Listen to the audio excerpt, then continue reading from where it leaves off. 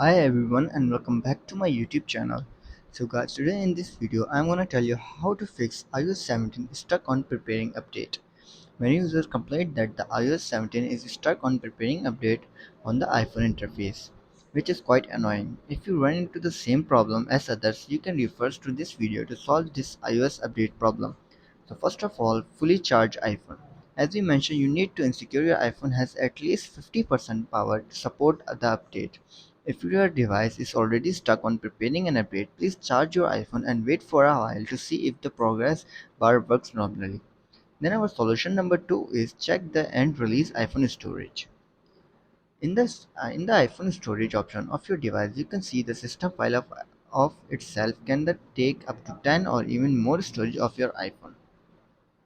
So guys, therefore make sure you have enough storage before making any update. If your iPhone is stuck on preparing an update because your iPhone storage is full, then you should release some before you head to next step. Then our step number 3 is connect to another stable network. Network connection is important in making an update. So if your Wi-Fi connection is unstable, your iPhone cannot make sure of the requirement of an update, thus staying in the preparing update state. Then our solution number 4 is restart network setting. If you connect to a new Wi-Fi while seeing little improvement, you may try to reset network setting to fix it. For this, first you have to go to your settings, then scroll down and tap on general. Again scroll down, tap on transfer or reset iPhone, tap on reset, tap on reset network settings, enter your passcode and fix your problem. If you are still facing the stuck on preparing update issue, then try last solution, force restart iPhone. Another solution to fix this iPhone stuck on preparing update problem is to force restart the iPhone.